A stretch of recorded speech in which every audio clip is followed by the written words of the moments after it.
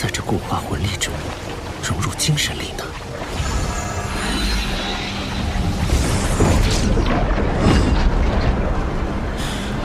这魂力漏斗似乎出现了一种奇异磁场，而且已经开始影响到周围空间。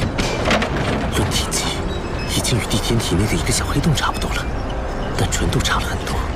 以我现在的能力，是无法将这魂力漏斗收入体内的。这股高度压缩的魂力随时会爆炸。为了安全起见，我必须找个空旷无人的地方。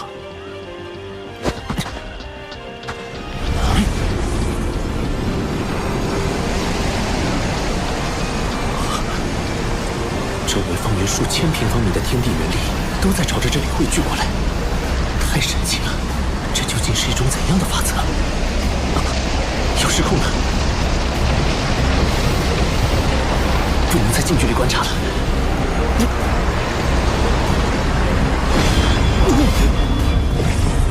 怎么回事？是敌袭吗？不知道，同学们还没消息。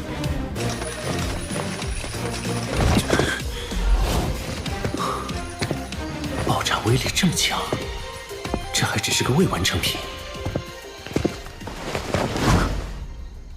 霍雨浩，你干什么去了？我去外面透透气。透个气要这么长时间？今天的夜色真美。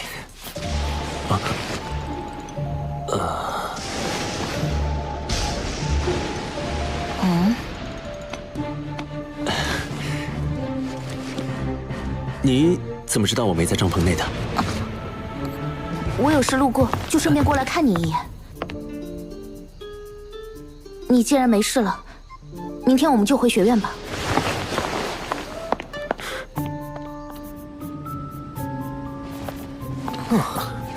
终于可以回到史莱克城了。诸位，史莱克的诸位，前线战事焦灼，元帅和99公主都抽不开身。但是元帅向陛下申请的赏赐，尤其霍小友的绝味册封，已经在路上了，还请稍待几日。完成册封后，元帅会亲自设宴为诸位送行。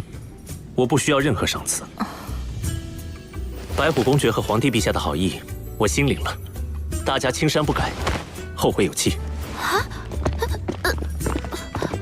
连爵位都不要吗？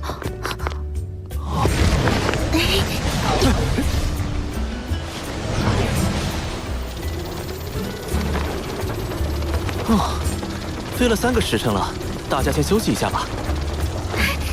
霍雨浩，我要吃烤鱼。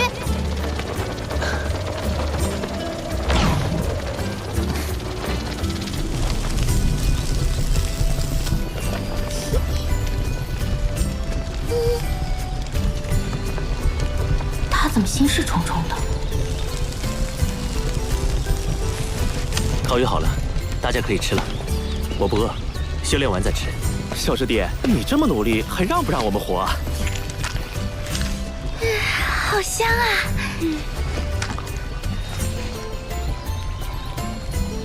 楠楠姐，你有没有觉得今天这烤鱼和上次有什么不同？好像少了些什么。我没觉得有什么不同啊，还是那么的美味。我明白了，确实是少了些什么，不过不是我们的，而是你的烤鱼。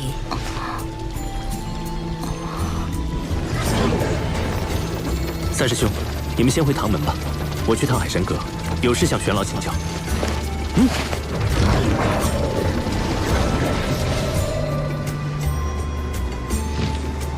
唐老师好，霍学长好。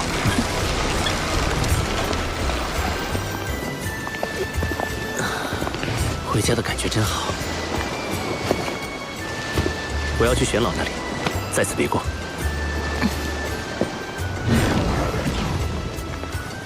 唐舞桐，你为什么要这么关注他？你不能再这样了。老师，我回来了。这次出去，我竟然见到了叶溪水前辈。他现在已经是日月帝国的死神斗罗了。老师，您听得到我说话吗？穆老是没有办法回应你的。受潮时，他释放能量导致灵魂受损，现在只能在黄金树内温养。大陆局面突然变得如此不堪，没想到日月帝国隐藏的竟然如此之深。叶溪水，他果然还活着，只是他与龙逍遥一起站在了日月帝国这边，是我不曾料到的。2名99级极限斗罗，足以撼动整座大陆的局势了。毒不死前辈不是也已经突破了吗？也许毒老怪在日月帝国的突袭中伤了本源，加上本体宗年轻一代损失殆尽，心气大跌，很难再与龙逍遥及叶溪水争锋了。天魂帝国经过这次偷袭，元气大伤，恐怕也再难有一战之力了。玄老，那我们能否召集一些隐士宗门一起对抗日月帝国呢？毕竟，咱们原属斗罗大陆3国，如果被日月帝国侵占，他们也不会有什么好结果。已经在做了，很多宗门都积极响应，但在日月帝国最先进的魂导武器面前，这股抵抗力量还是太弱小了。玄老，有件事我想向您请教。此前在明斗山脉，我与叶溪水对上的时候，引动逆灵召唤帝天附体，帝天将力量通过空间之力注入到我的身体中，借助我的身体降临。那时我发现帝天的魂力运转与我完全不同，仿佛一个个黑洞相连，其间蕴含着极为恐怖的空间之力。学院教授的知识止步于魂斗罗，到了封号斗罗后，魂力的变化没有讲过。帝天那样的黑洞魂力，是极限斗罗所独有的吗？虽然都是极限斗罗级别，但帝天明显要比叶溪水更强。如果叶溪水不动用死神塔魂导器，他不是帝天的对手。没想到你这么快就接触到了这个层面。你的判断没错，魂师的魂力修炼到封号斗罗级别后，就会由原本的液态向固态转化。完成固态转化后，就会陷入修炼瓶颈。这个瓶颈对于绝大多数魂师来说都是很难逾越的。为什么？很简单，固态化的魂力是不能流动的，因此很多封号斗罗在完成魂力固化后，修为就再难寸进了。但是魂力固化又是冲击封号斗罗的基础，固化后的魂力会沉浸在丹田之中，名为魂核。魂核不断旋转，吸收外界魂力，供魂师使用。所以帝天之所以强大，就是因为他的魂核还能继续流动。思路没有问题，不过帝天的手段更为高超。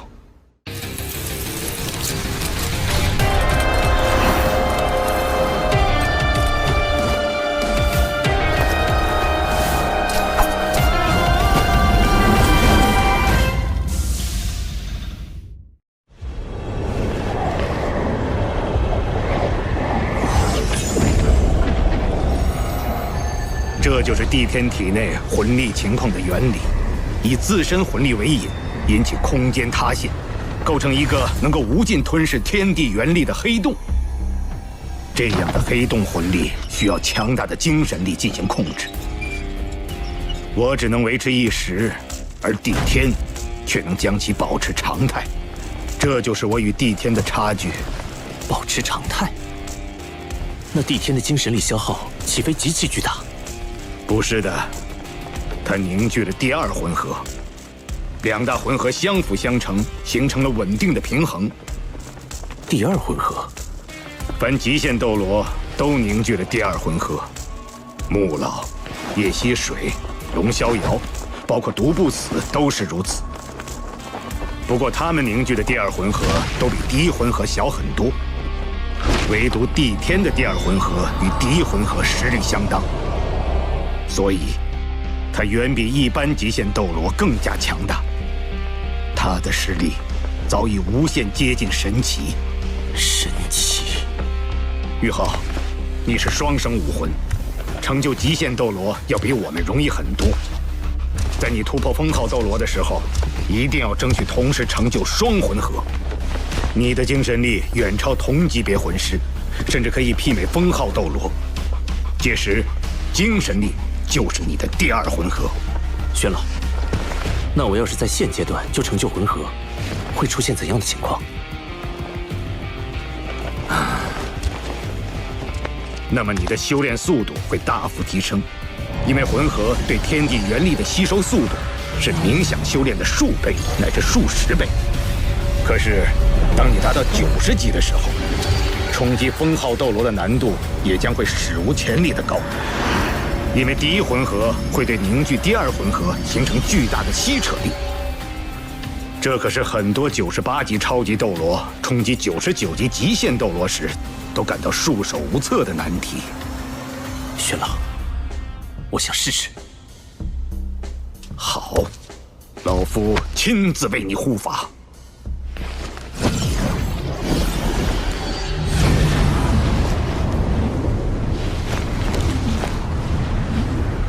很好，继续，让我看看你最终能做到什么程度。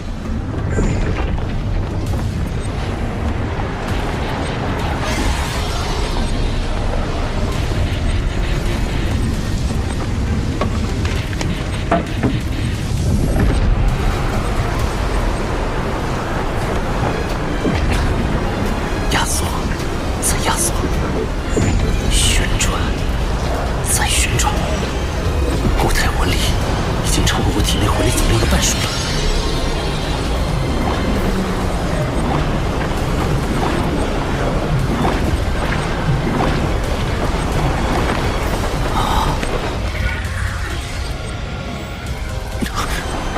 我的魂力在急剧流失，5成、6成、7成。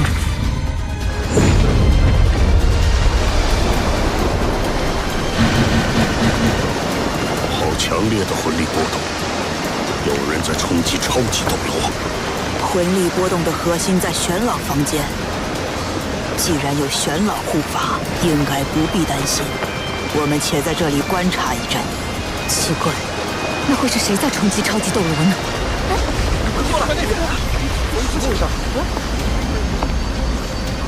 难道是他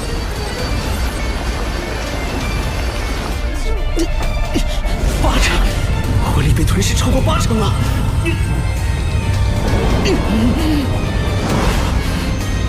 宇浩，坚持住！你的固态魂力已经属性化了，如果在现在这个级别就能构建魂合长弓，你就能在很短的时间内达到89级。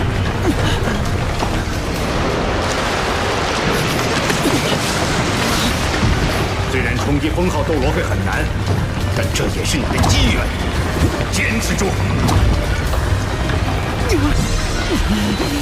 宇浩到达极限了，不得已，以我的魂力禁锢住宇浩的固态魂力，再将其送入高空引爆，应该不会有太大危险。只是宇浩要虚弱几天才能恢复过来。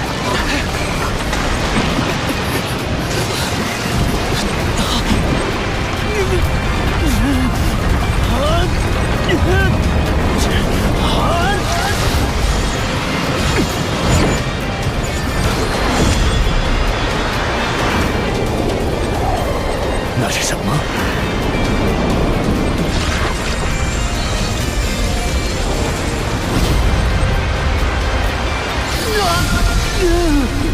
生命函数之恶！天梦阁，继续，有我呢。天梦，你再将你的本源之力汇入宇浩体内，这样的话，一旦宇浩冲击成真失败，寿终正寝的时候，你也会一起死的。当我选择宇浩的时候，就已经决定与他同生共死了。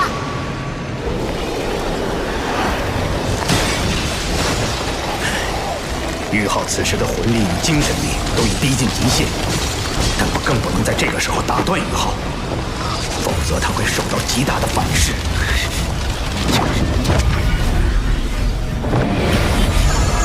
来吧，穿梭吧！灵魂仿佛都要被吸摄进去了似的。那黑洞漩涡中有着无尽的黑暗，有着无尽的未知，却与我紧密相连。这就是我的魂核吗？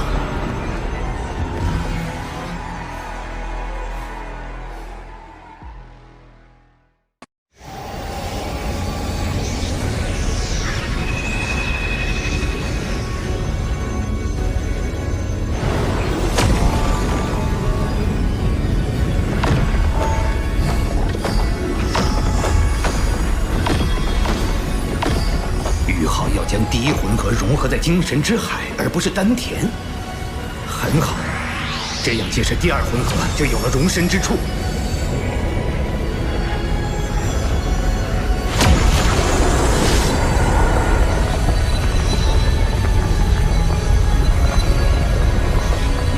于浩，你成功了！你真的在魂圣阶段就凝聚了属于自己的第一魂核。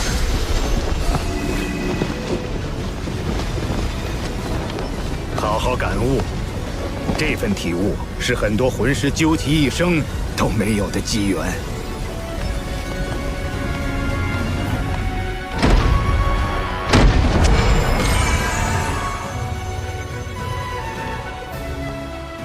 玄老，刚才不是您在冲击第二魂核，而是……于浩这孩子，可能是斗罗大陆万年来的第一人。真是怪物中的怪物。现在，是这群年轻人走上历史舞台的时候了。通知海神阁全员，协助唐门组建魂导师团。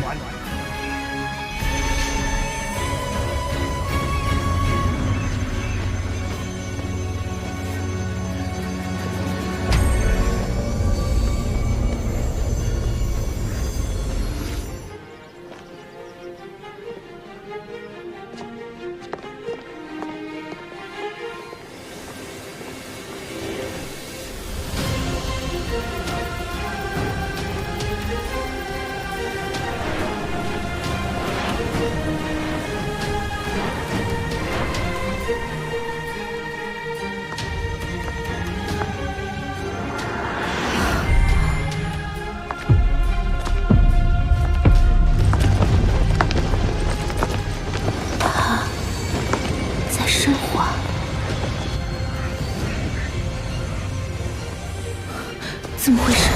我的魂力自行运转起来了。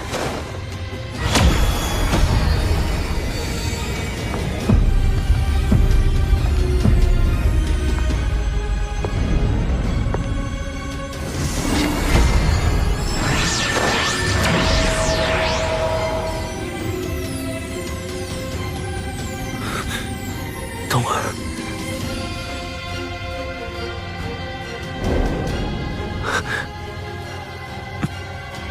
抱歉，我是唐舞桐。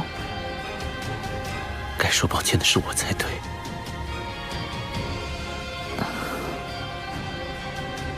玄老让我来告诉你，醒来后就去唐门。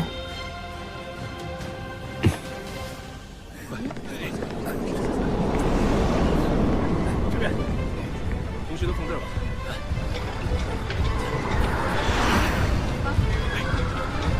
好，往下放。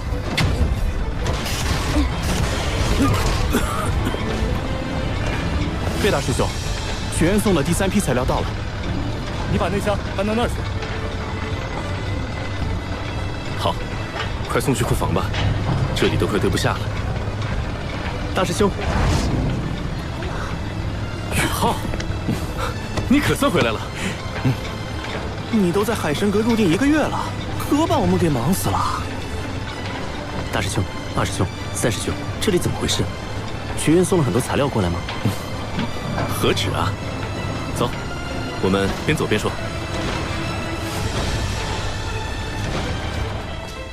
魂导师团。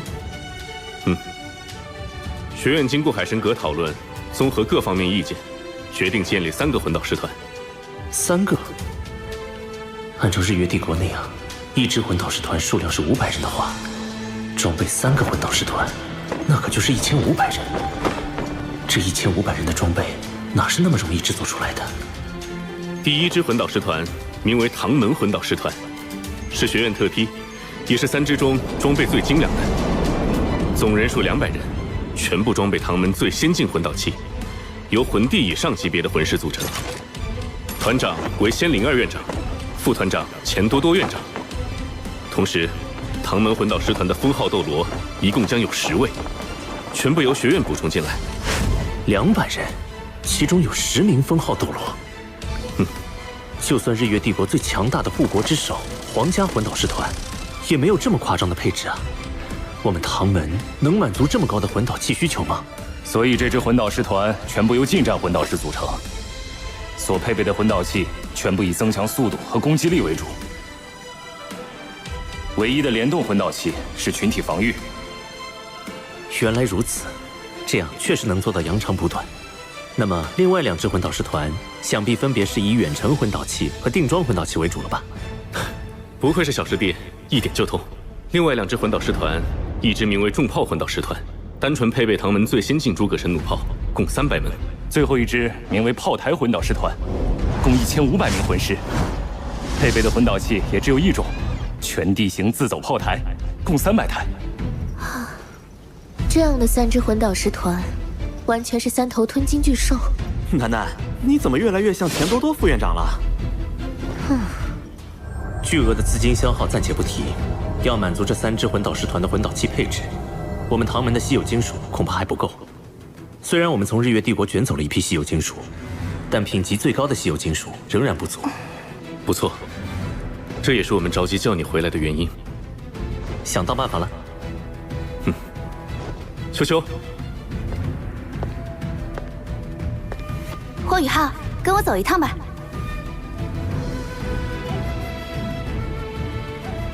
我们地龙门坐落于天魂帝国北方，靠近极北之地。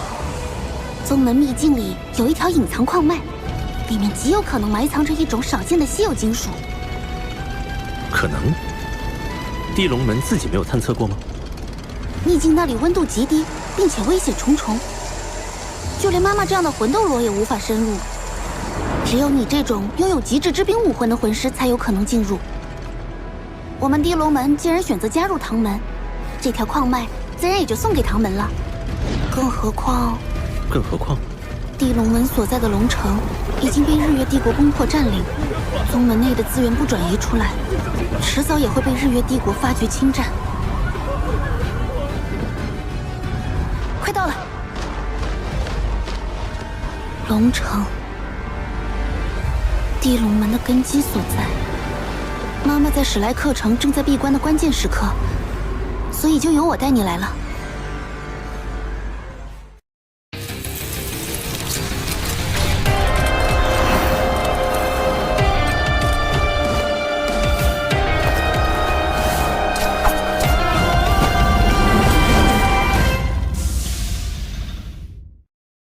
跟我来。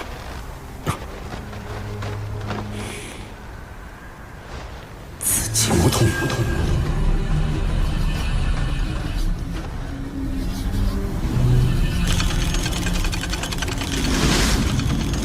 有守卫，怎么办？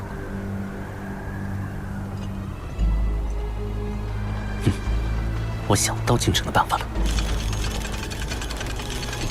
萤火之光。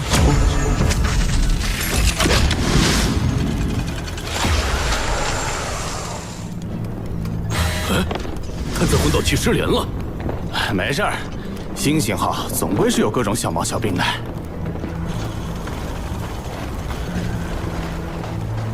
到换班时间了，他俩人呢？开小差去了吧？这么冷的天，我也不想巡逻。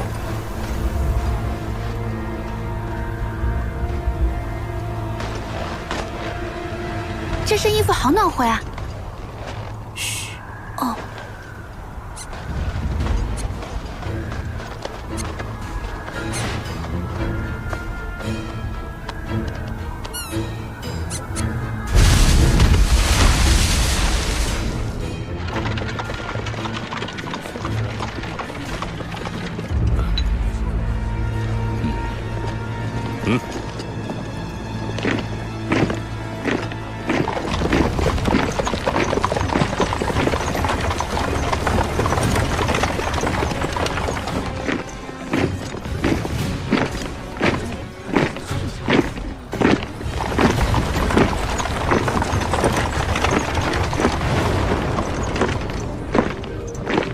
这座龙城看起来丝毫没有沦陷的感觉。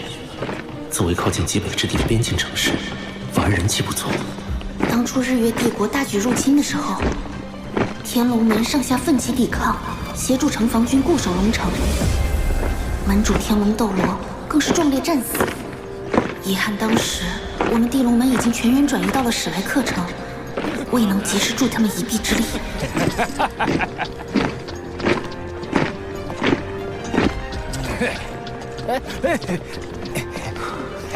天龙门，玉天龙呢？大战之后不知所踪，希望还活着吧。这里就是城主府，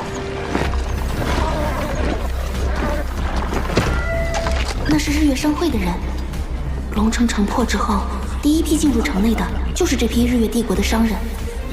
他们带来了大量御寒物资和先进的魂导热能器，低价甚至免费发放。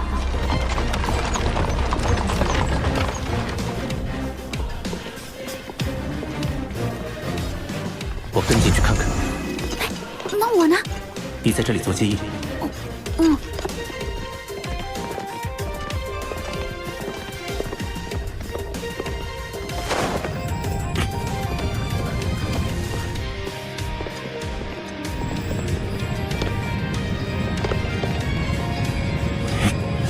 东西都送给他们，不要心疼。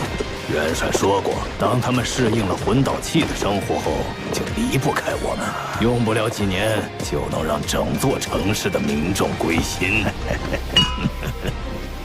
科技渗透，确实是个不错的样貌。这个神秘的元帅究竟是谁呢？就事论事，这样改善民生的举措，确实帮到了城内很多平民。你居然向着他们！这是历史上很多侵略者惯用的手法。把反抗者杀掉，掐灭敌对的声音，再用利益收买人心。很快，他们就只会听到一个声音：拥护。但说到底，就是为了满足侵略者长期殖民的野心。随着战线拉长，这些殖民地的百姓只会沦为给战争机器输血的养料。你似乎很了解。10000年前，斗罗大陆上曾发生过一模一样的事。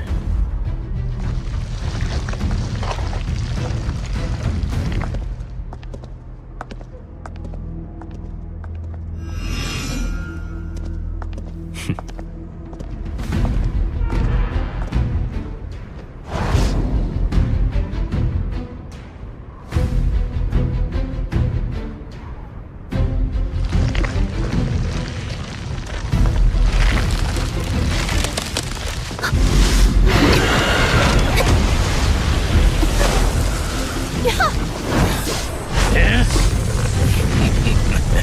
小丫头，终于等到你了。山蟒宗，果然是你们！宗主，请下地龙门少主献给日月帝国，我们山蟒宗可就能坐稳龙城首席宗门的位置了。所以，龙城城破之日，天龙门上下浴血奋战之时，你们山蟒宗却投靠了日月帝国。少废话，拿下你，南水水这娘们儿肯定去全宗投降。别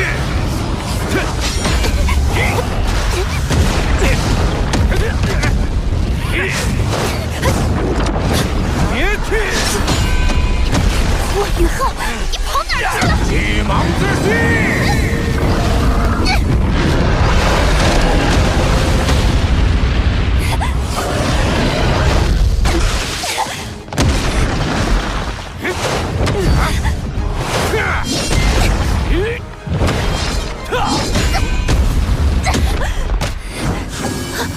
霍雨浩，你还不出来帮忙？你可以的，打起精神，听我指挥，蛇打七寸。坎位有人偷袭，后撤到灵位，坤位出拳，敌方巽位有破绽，出场。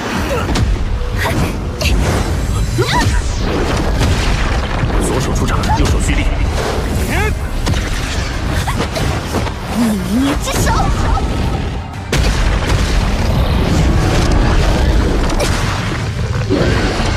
地武魂技，胭脂逆捏剑。目标前位，一击必杀。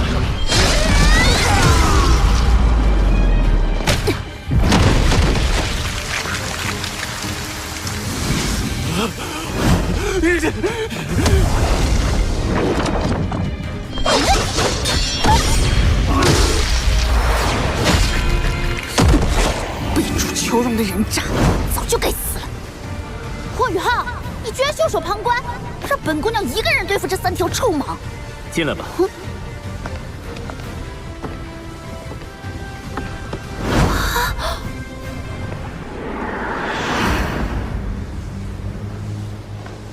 走吧。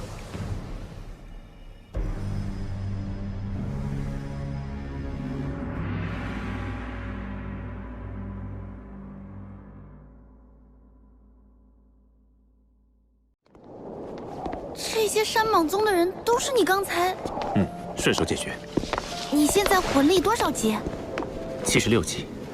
76？不久之前的斗魂大赛上，你还只有5环魂王修为，怎么会有这么快的修炼速度？一些机缘罢了。你真是怪物中的怪物。就是这里了，这口寒泉蕴含着浓郁的灵气，寒泉之下便是拥有奇异矿石的洞府。这水下似乎有什么在吸引着我。你下去吧，我在外面守着。虽然你有极致之冰，但也不要勉强。若是承受不住低温，就立即上来。好。果然灵气浓郁异常。曾经有一位先祖从里面开凿出一块小矿石，其中蕴含着浓郁的冰属性气息。那矿石本身又呈现金属特性，所以先祖传承下来，一直认为在这洞府内部是一处矿脉，一处拥有着冰属性稀有金属的矿脉。也许这稀有金属能助我突破魂斗罗。好一股纯净的冰属性天地元力，这里果然是一处宝地。冰皇护体，温度竟与冰火两仪眼的寒极冰泉相差无几，那里一定是这处寒泉的泉眼所在。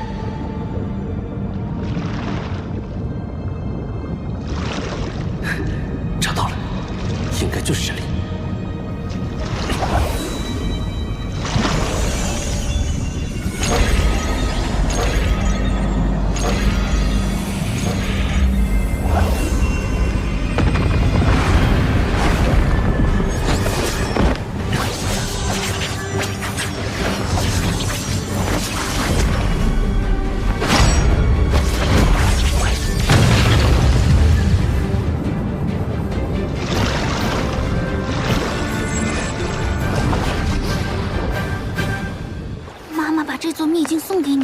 正确的选择，也是天才中的天才。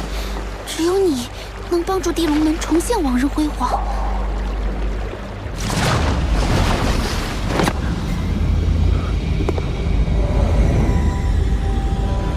水居然被隔绝在外。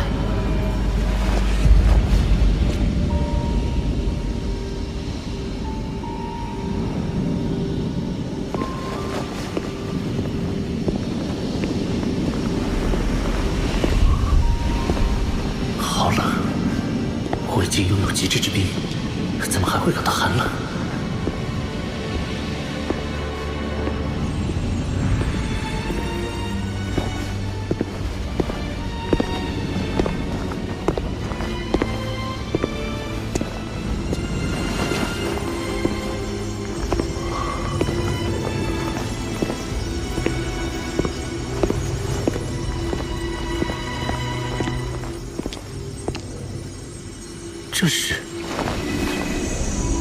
这是冰极神经，万载玄冰窟诞生的冰极神经。这么多的冰极神经，一定有万载玄冰窟存在。这对冰属性的魂师魂兽来说，都是可遇而不可求的宝物啊！冰极神经是什么？冰极神经是万载玄冰髓的半生金属。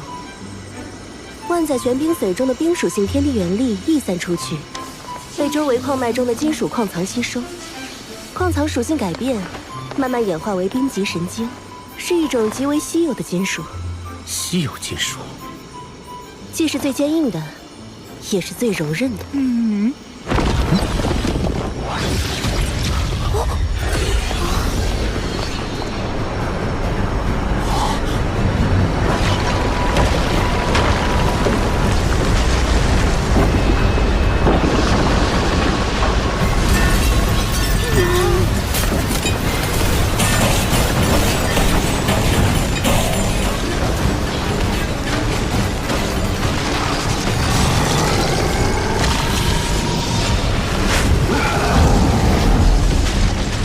这是灵界巨灵，专吸食冰级神经，更有好几次差点死在他手里。对不住了，冰级神经，我可不准备让给你。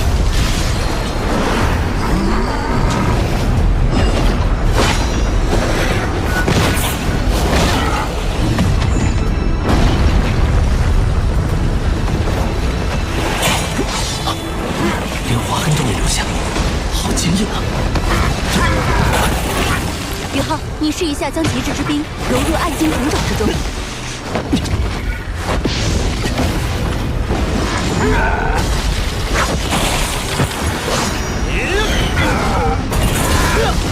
好神奇！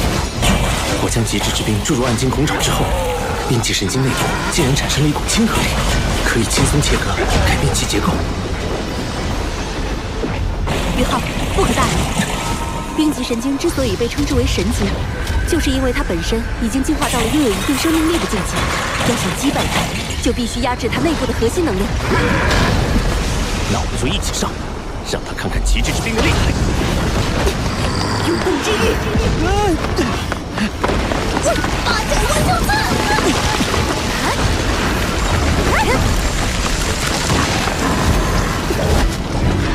冰皇之怒！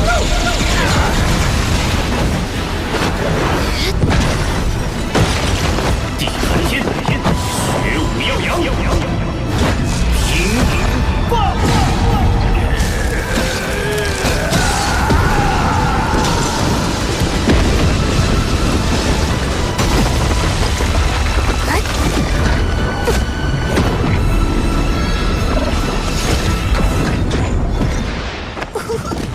果然是最坚硬又是最柔韧的金属，用它来打造魂导器，性能一定远远超过同级别的其他所有魂导器。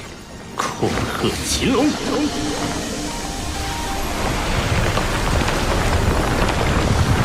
如此数量的冰级神经，可是一举解决了唐门魂导器欠缺原材料的难题。看来冰级神经已经被全部开采。好了，宇浩，你可别捡了芝麻丢了西瓜。这洞窟深处的万载玄冰髓才是更珍贵的天下至宝。这里的冰元素已经浓烈到了我无法吸收的程度。未经打磨的万载玄冰里面蕴含的天地元力可是非常狂乱的，一定要小心。前面的温度估计已经接近绝对零度了。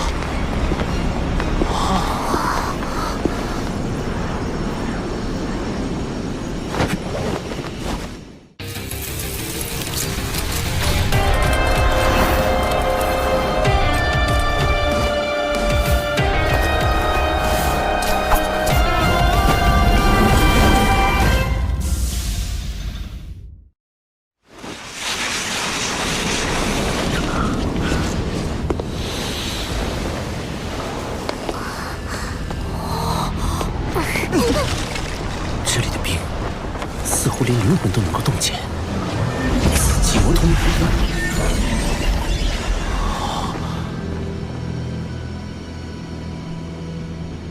好漂亮，和冰级神经的极寒内敛不同，这里的寒意根本无法内敛，空气似乎都是粘稠的。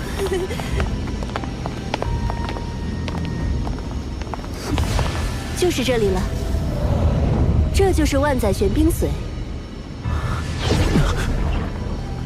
我无法吸收这万载玄冰髓的冰属性天地元力。这里的空间太小，以至于寒气无法外放，完全沉积在这里。所以，这里的超低温也是我们生平仅见，距离绝对零度也只差不到5度了。温度已经远远低于你的极致之冰，所以你才一时无法吸收。极致之冰还不是绝对零度吗？温度低于零下150度，就迈入极致之冰的领域了。但距离真正的绝对零度，却还有着不小的差距。绝对零度是仅存于理论的最低温度，是只有神能踏足的领域。天梦、雪女、八角还有我，先吸收这里的万载玄冰髓，慢慢降低这里的寒气浓度，你就可以逐步吸收了。好，天梦哥，雪女、八角，你们一起吸收吧。等等，这万载玄冰髓，我至少要先吸收一半。你说什么啊，冰冰？你难道是想借助这万载玄冰髓的天地原力重塑肉身，进而谋求脱离宇浩独立存在？你把我想成什么了？用你那个100万年修为的脑子想想，宇浩的所有魂灵中，谁是唯一拥有极致之冰的那个？你是想？我不仅拥有极致之冰，还是宇浩的武魂，能最大限度地吸收冰属性天地元力，而且能将这部分天地元力化作我的本源之力暂时储存。等到宇浩凝结第2魂核时，再将这部分天地元力全部融入他体内。要知道，魂师一般是要在封号斗罗阶段才凝聚魂核的，而宇浩，就是因为天梦女在魂圣阶段就凝聚了第1魂核，那他凝聚第2魂核的难度就是空前的。届时，我将冰属性天地元力注入，才能把成功率提升到最大。冰冰，冰冰，对不起，是我误会你了。更何况，乾坤问情谷，我已经答应与你在一起了，又怎会寻求离开宇浩独自存在？真的吗，冰冰？你再说一遍。你还要我再说？你自己错怪我了，该怎么罚？我错了。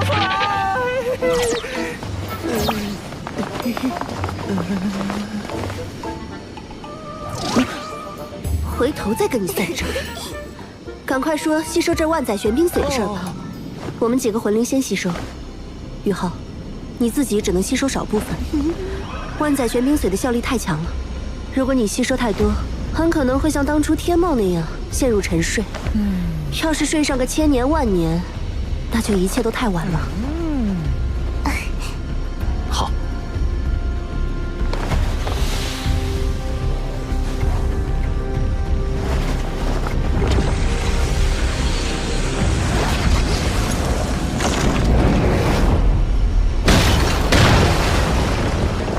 冰帝的灵石和这万载玄冰髓中蕴含的庞大能量，渐渐令它成为了一个以冰属性能量为身躯的全新生命体。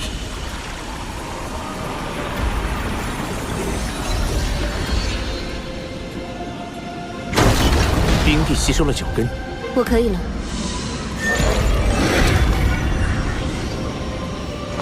天梦，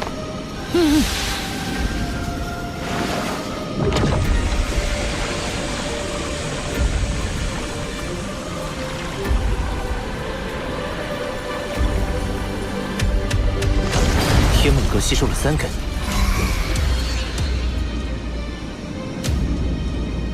宇浩，你让雪女和八角继续吸收吧。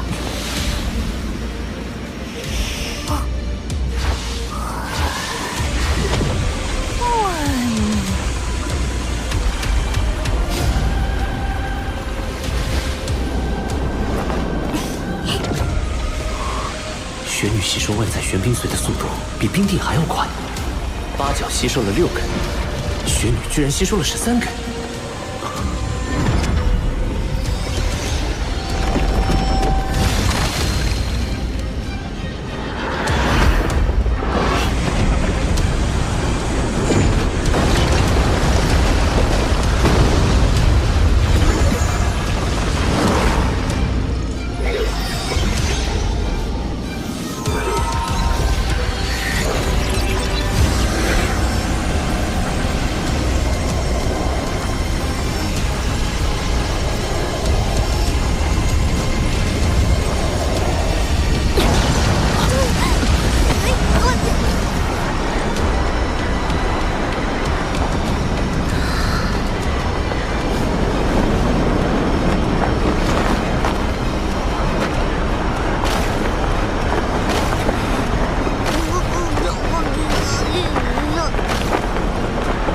雪帝也恢复记忆了。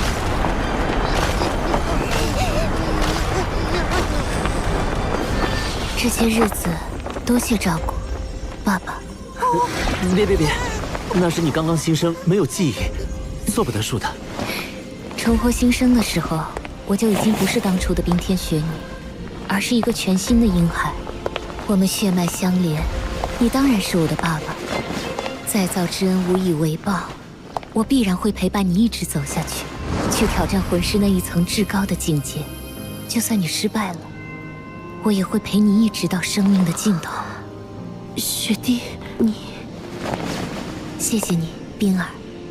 爸爸，等你的魂力提升到8环后，到极北之地走一趟吧，那里有个适合你修炼突破的地方。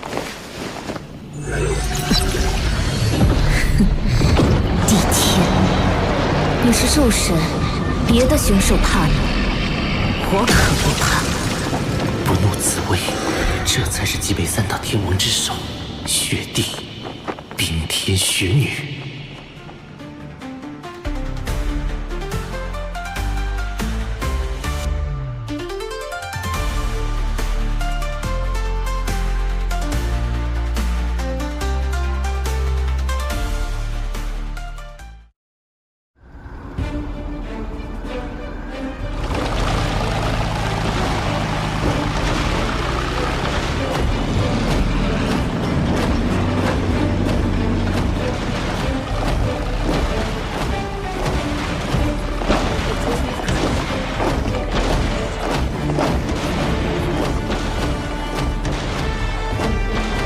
什么军团？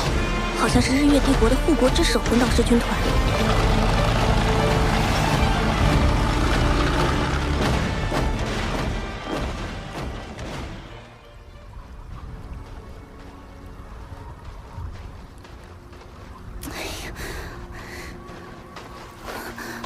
怎么还不出来？爸爸，我现在就教你控冰之法。我带你感受一下冰的世界。冰雪的基础都是水，水是万物之源，生命之源。水的力量无孔不入。这就是水，有水就有生命。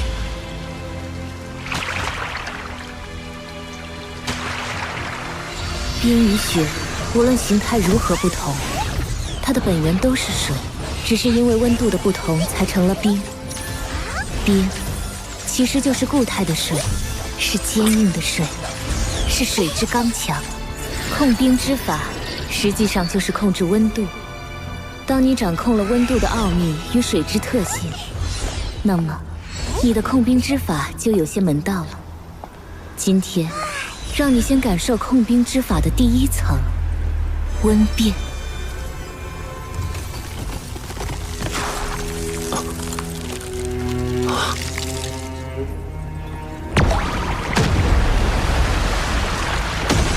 水凝结成冰，会释放大量的热能，而冰融化为水，则需要吸收大量的热。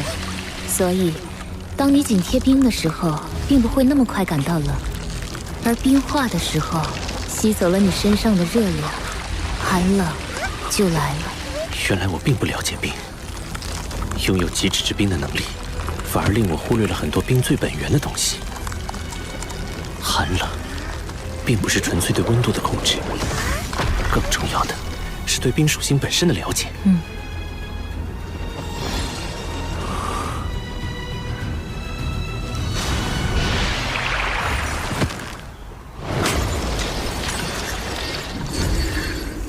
谢谢你，雪女，我对冰有了更深层次的领悟。希望这份明悟能在你凝聚第二魂核的时候有所帮助。这里温度已经回升不少，剩下的6根万载玄冰髓你都吸收了吧？好。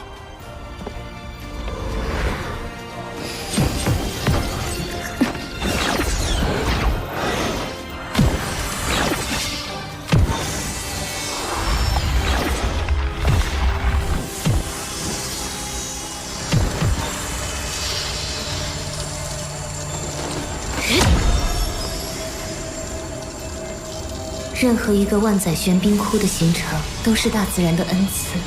可惜，这处万载玄冰窟并不在我极北冰原之上。当时随着地壳运动移动到了这里。这里虽然寒冷，温度比之极北冰原却相差甚远，无法维持万载玄冰窟。现在没了万载玄冰髓和冰级神经，用不了多久，这里就会彻底消失了。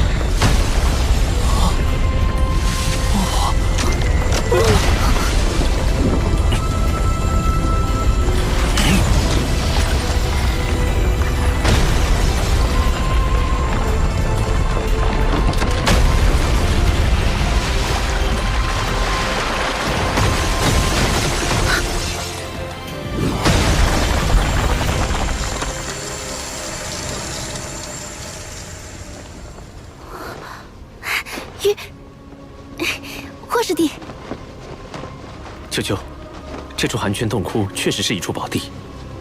我吸收里面的万载玄冰髓，实力有了很大进步，极致之冰变得更低更纯粹了，就连我自身的生命力也增强了不少。这是冰级神经，也是我在这处寒泉洞窟内找到的稀有金属。舅舅，你把他们带回唐门，玄老师和二师兄一定能打造出一批性能优越的魂导器。那你呢？在你下井的这段时间，日月帝国来了一支军队，就驻扎在龙城城外。龙城背靠极北之地，背后已经没有任何日月帝国的敌对国家和势力了。日月帝国这个时候派军队过来，到底图谋什么？具体还不清楚，我没敢靠得太近观察。不过，看这支军队军容十分严整，整体数量应该有2万人，并且配备了魂导师。舅舅，我们兵分2路，你去史莱克城送稀有金属，我去探查龙城外这支军队的真正目标。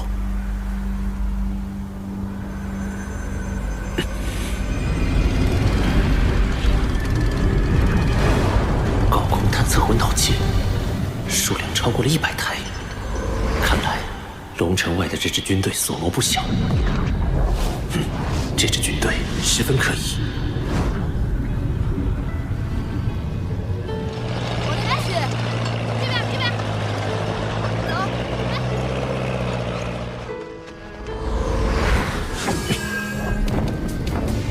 凤凰图案是日月帝国5大护国之首之一的火凤魂导师团。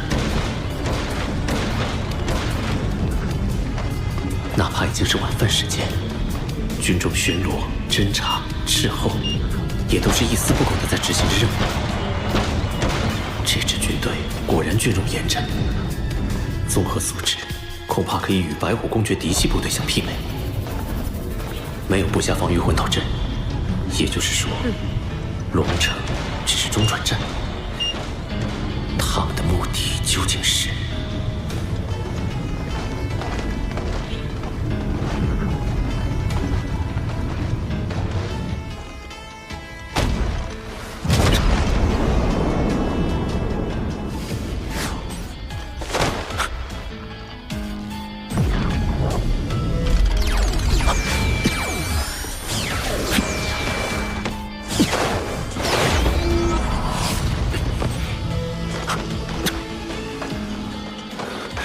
抓个舌头问问，顺便测试一下这座军营的真实实力。哎，看这里！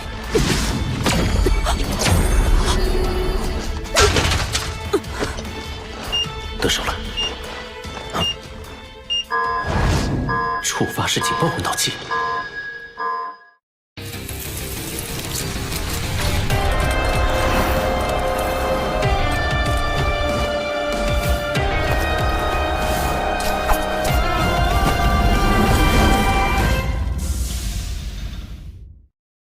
果然，这座军营实力不俗。在这边，我看到他了！不愧是护国之首，果然是强大的魂导师军团。学武骑兵域。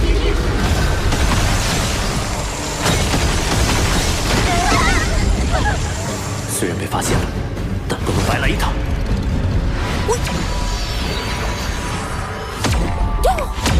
八角玄冰草魂骨技能，八角万象刺。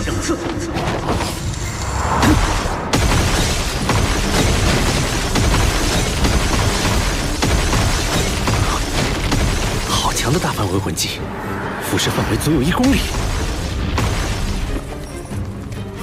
我怎么说也是10万年魂兽，我赋予你的魂骨技能又怎么会差？敌人只有1个，你们还给他逃了？是的，团长，对方实力很强，他用覆盖面积极大的冰属性魂技摧毁了我们的高空探测魂导器，之后整个人就像消失了一样。他似乎还会精神攻击，导致我们的魂导器在瞄准过程中出了偏差。冰属性，精神攻击。团长，我们现在……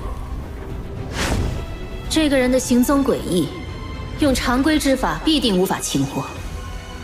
但若我们拔营起寨，或许能引他来探。哼！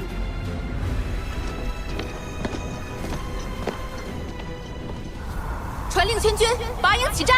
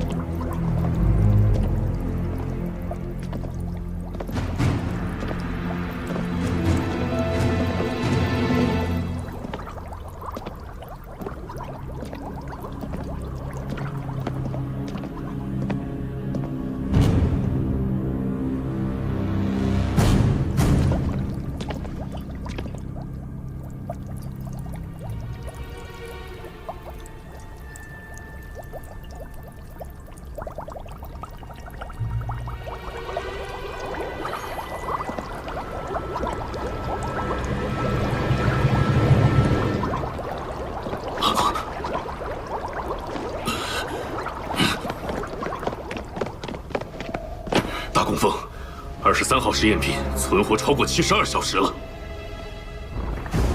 很好，这次的实验若成，我日月帝国的勇士就能拥有源源不断的备用器官了。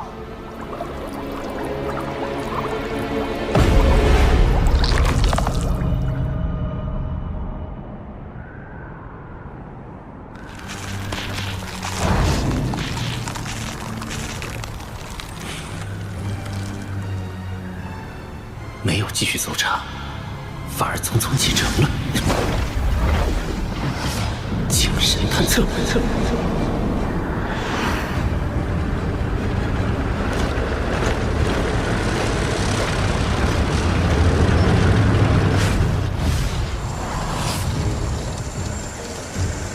按照这个行进方向，他们的目的地难道是？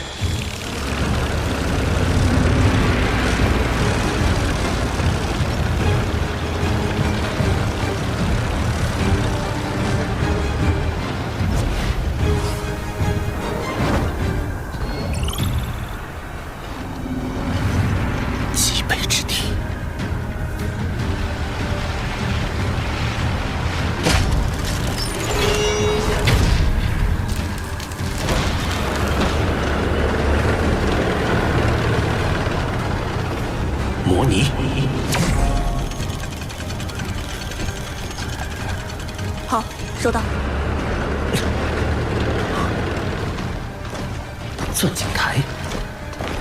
对了，既然靠近极北之地的龙城拥有冰级神经和万载玄冰锁这样的至宝，那么极北之地肯定埋藏着更多的稀有金属资源。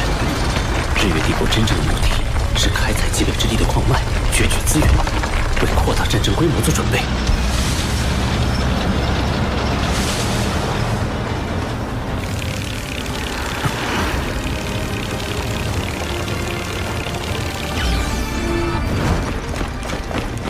既然来了，就别急着走了吧。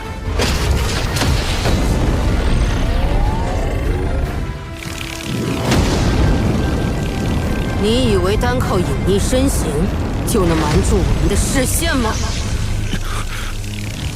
封号斗罗，你一定奇怪是怎么被发现的。其实你不用奇怪，我知道你有能力对我们进行侦查，所以为了布置这个陷阱，本帅着实是耗费了一番功夫。在这极北之地边缘，最大的特点就是低温，而低温之中，热能探测魂导器就会特别的敏感。虽然你已经很小心地将自己的体温与周围环境同化，但是你却忘了，在你移动的过程中，空气气流会变化，多少还会有一点温度的改变。这是禁神手铐，能够禁锢你的魂力。戴上它，露出你的真实面目，我们就可以好好谈谈了。好吧，我认栽了。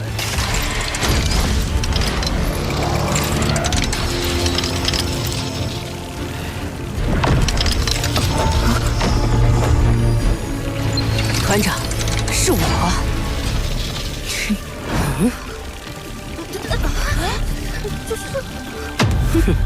障眼法，雕虫小技，看我怎么戳穿你的小把戏！到底哪个是假的？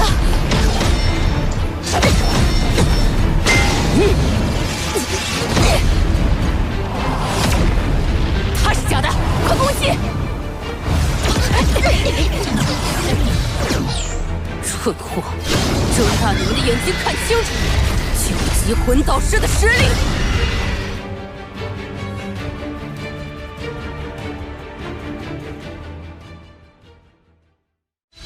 生擒主帅是我唯一的脱身计划。